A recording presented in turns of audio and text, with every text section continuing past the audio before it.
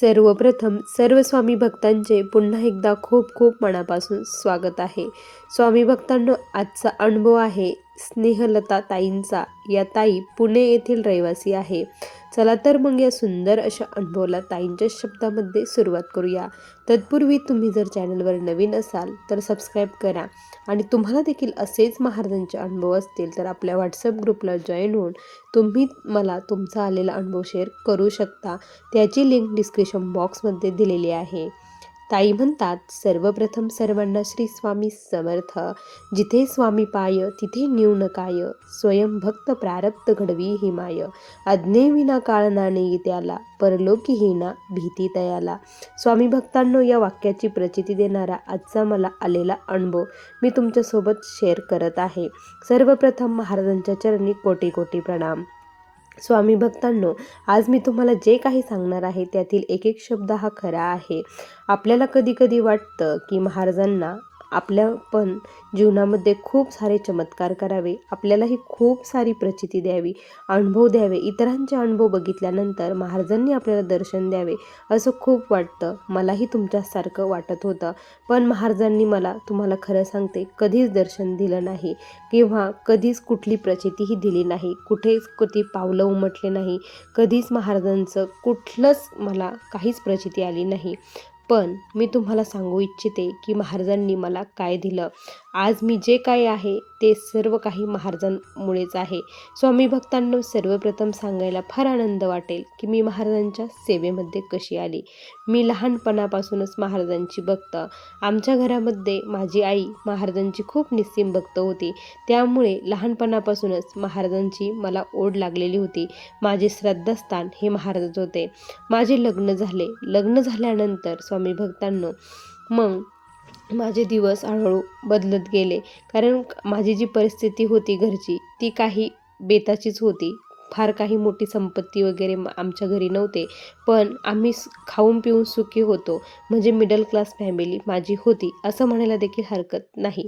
आम्ही पुणे येथे राहतो. तुम्हालाही माहीत आहे, पुणेमध्ये राहणं म्हटल्यानंतर खर्च हा खूप असतो. त्यामुळे मलाही जॉब करायची गरज तिथे पडली.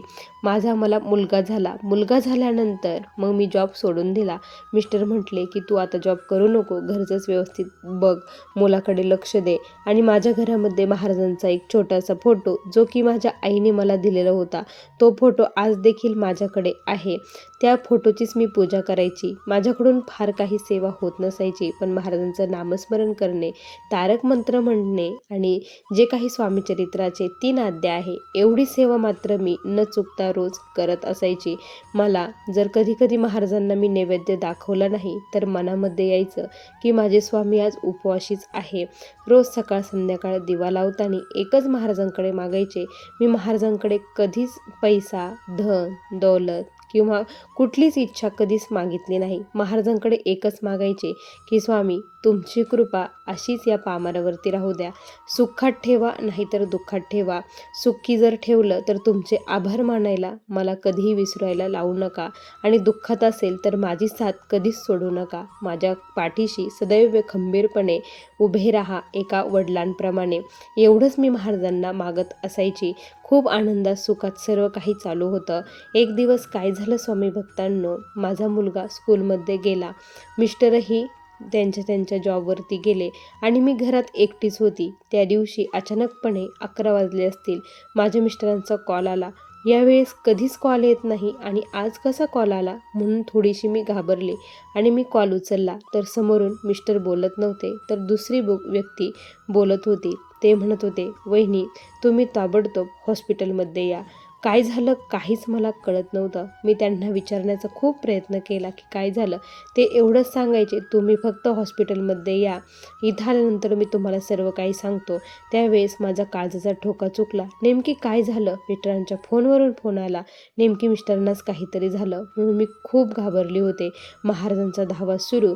माझा जो मुलगा होता तो स्कूलमध्ये होता, तर शेजारच्या काकूंना सांगितलं की त्याला घेण्यासाठी कुणाला तरी पाठवा, मी हॉस्पिटलला चालले आहे असा फोन आला. मी जर तोपर्यंत आली तर त्याला घेऊन येईल, पण नाही आली तर तुम्ही मात्र त्याला घेऊन या असं मी त्यांना सांगितलं आणि लगबगीने पटपट आवरून हॉस्पिटलमध्ये गेले. तिथे गेल्यानंतर माझ्या मिस्टरांना ICUमध्ये ठेवण्यात आलेलं होतं. ते बघून माझ्या डोळ्यात अश्रू आले. नेमकी काय झालं? सकाळी जो व्यक्ती एकदम व्यवस्थित होता त्याला अचानकपणे काय झालं? त्यावेळेस तिथे गेल्यानंतर डॉक्टरांनी सांगितलं, त्यांच्या मित्रांनी सांगितलं की त्याला अचानकपणे हार्ट अटॅक आलेला आहे. आम्ही त्याला ताबडतोब हॉस्पिटलमध्ये घेऊन आलो. डॉक्टरांनी सांगितलं तुम्ही लवकर आणलं म्हणून बरं झालं. मलाही माझ्या डोळ्यात अश्रू आले. त्यांचेही मी आभार मानले आणि एकच नाव पुढे दिसत होतं, श्री स्वामी समर्थ. महाराज, मी तुम्हाला कधीच काही मागितलं नाही. आज देखील तुमच्यापुढे एकच भीक मागत आहे. माझ्या लेकराला उघडं करू नका. माझ्या बाळावरचं वडिलांचं छत्र हरवून घेऊ नका. मला फक्त ते द्या. मला पैसे वगैरे काहीच नको. मला फक्त तुमची साथ द्या. आज तुम्ही माझ्या पाठीशी उभे राहा. एवढंच मनातून येत होतं, एवढंच महाराजांना मागत होते आणि मुखात फक्त श्री स्वामी समर्थ या मंत्राचा जप सुरू होता. मिस्टरांची ट्रीटमेंट ही सुरू होती. त्यानंतर त्यांचा ECG वगैरे काढला. सर्व काही रिपोर्ट येणार होते. त्या रिपोर्टवरती सर्व काही आता ठरणार होतं. महाराजांकडे सारखा धावा चालू होता. रिपोर्टमध्ये फार काही येऊ देऊ नका, ऑपरेशनची गरज पडू देऊ नका, एवढीच मी त्यांच्याकडे प्रार्थना करत होते. आणि स्वामी भक्तांनो, संध्याकाळची वेळ होती. रिपोर्ट आले आणि जसे मला पाहिजे होते तसेच रिपोर्ट आले. आणि त्यानंतर संध्याकाळच्या वेळेस मी बाहेर हॉस्पिटलच्या बाहेर जिथं अशा खुर्च्या ठेवलेल्या होत्या त्या बाकावरती बसलेले होते. शांत वातावरण होतं, कोणीच नव्हतं. मनात फक्त एकच गोंधळ सुरू होता, श्री स्वामी समर्थ, श्री स्वामी समर्थ. बाकी कोणी दिसत नव्हतं. घरच्यांना काय सांगावं, पैशाची अरेंजमेंट कशी करावी, हे सारे विचार माझ्या मनामध्ये चालू होते. स्वामींना एकच म्हटलं, स्वामी, आज मी सर्व काही आता तुमच्यावरती सोडून दिलेलं आहे. कसं मॅनेज करायचं, काय करायचं ते तुम्हीच ठरवा. तुम्हीच माझे मायबाप आहात. घरच्यांना त्यानंतर मग दुसऱ्या दिवशी सकाळी फोन केला. सर्वांना सांगितलं की असं झालं. त्यानंतर मग सर्वजण, माझे आई वगैरे सर्वजण आले. संध्याकाळपर्यंत ते सर्वजण तिथे आले. आणि त्यानंतर रात्रीच्या वेळेस मी जेव्हा हॉस्पिटलमध्ये झोपलेली होती त्या दरम्यानमध्ये काय झालं की मी महाराजांना प्रार्थना करून झोपली होती की स्वामी, तुम्ही जर माझ्यासोबत असाल तर मला काहीतरी प्रचिती द्या आणि मला लवकरात लवकर ह्या हॉस्पिटलमधून घरी जायचं आहे, याचं काहीतरी करा, असं महाराजांना मी कळकळून विनंती केली आणि झोपली. झोप म्हणजे डचकत झोप, पूर्ण अशी झोप नाहीच. रात्रीचे 2 वाजले असतील. त्यावेळेस अचानक आपल्याला असं जाणवतं ना की आपल्या जवळून कोणीतरी व्यक्ती गेलं, असं मलाही जाणवलं. मी उठली आणि बघितलं तर कोणीच नव्हतं, कोणीच दिसलं नाही. मला वाटलं सिस्टर वगैरे आल्या असतील, पण अचानकपणे मला चंदनाचा सुवास येऊ लागला. इथे कुठून चंदन आलं असं मला वाटू लागलं आणि त्यानंतर माझा भास असेल असं मला वाटलं. त्यानंतर दुसऱ्या दिवशी डॉक्टरांनी सर्व काही बघितलं आणि माझे मिस्टर, आता परिस्थिती ही एकदम व्यवस्थित आहे असं डॉक्टर बोलले. त्यांना ICUच्या बाहेर काढलं आणि त्यावेळेस मग मला कळालं की महाराजच रात्री आले होते. माझी प्रार्थना महाराजांपर्यंत पोचली असं मला कळलं आणि थोड्याच दिवसामध्ये आम्हाला डिस्चार्ज मिळाला आणि आम्ही घरी आलो. घरी आल्यानंतर फक्त महाराजांपुढे हात एकाच गोष्टीसाठी जोडले की महाराज, आज तुम्ही होतात म्हणून माझं सौभाग्य व्यवस्थित टिकलेलं आहे. तुम्ही जर जीवनात नसतात तर आज मी काय केलं असतं. तुम्ही मला खूप मोठी प्रचिती दिली, खूप मोठा अनुभव दिला. मला काहीच धन दौलत काहीच नको.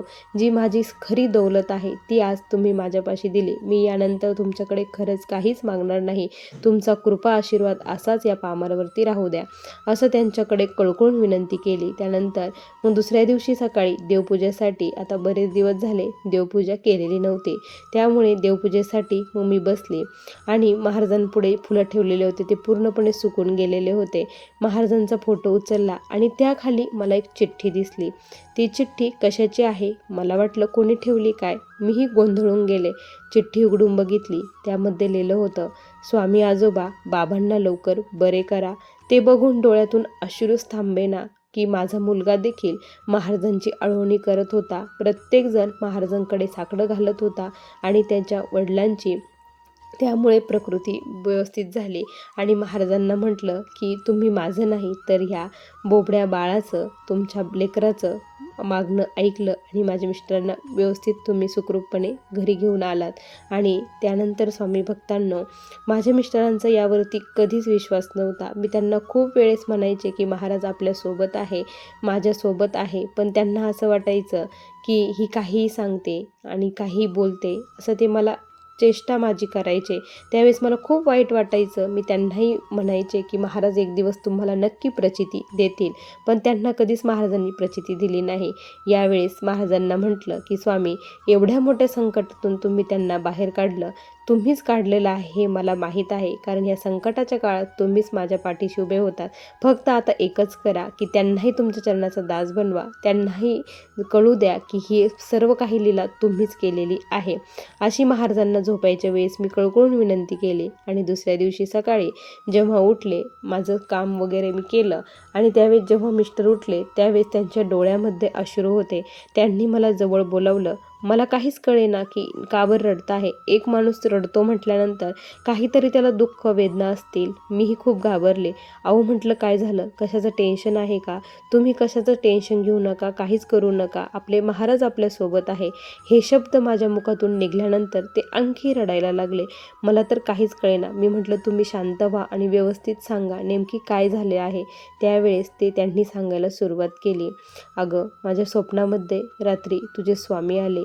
एवढे दिवस मी त्यांना मानत नव्हतो, त्यांचा धिक्कार करत होतो, तुझी चेष्टा करत होतो. आज पण त्यांनी मला दाखवून दिलं जे काही घडलेलं आहे ते त्यांच्या कृपा आशीर्वादामुळे आज मी आहे हे त्यांनी दाखवून दिलं. कारण मिस्टरांना असा एक दृष्टांत महाराजांनी दिला होता. महाराजांनी असं स्वप्नामध्ये दाखवलं की माझे मिस्टर पोथी वाचत आहे. पोथी वाचता वाचताच ते अचानकपणे खाली पडले. खाली पडल्यानंतर ते जेव्हा त्यांना डॉक्टरांकडे घेऊन गेले आणि त्यांना डॉक्टरांच्या रूपामध्ये महाराजांचं दर्शन झालं. महाराज तिथे दिसले आणि डॉक्टरांनी त्यांच्या डोक्यावरती हात ठेवला आणि त्यानंतर ते बरे झाले. असं स्वप्न त्यांना पडलं. मी म्हटलं, बघा, म्हणजे तुम्हाला या संकटातून वाचवणारे महाराज आहे हे महाराजांनी स्पष्टपणे तुम्हाला दाखवून दिलं आहे. आणि तेही म्हटले, हो, स्वामींनीच मला वाचवलं आहे. माझं जे काही जीवन इथून पुढे महाराजांनी मला दिलेलं आहे ते त्यांनीच दिलेलं आहे आणि या जीवनाचा मी चांगला वापर करण्याचा नक्की प्रयत्न करेन. महाराजांना मी कधीच विसरणार नाही. जोपर्यंत या जीवामध्ये जीव आहे तोपर्यंत मी महाराजांची सेवा करेल. आजपासूनच मी त्यांचा दास झालो. हे शब्द ऐकल्यानंतर पुन्हा एकदा डोळ्यामध्ये अश्रू उभा राहिले.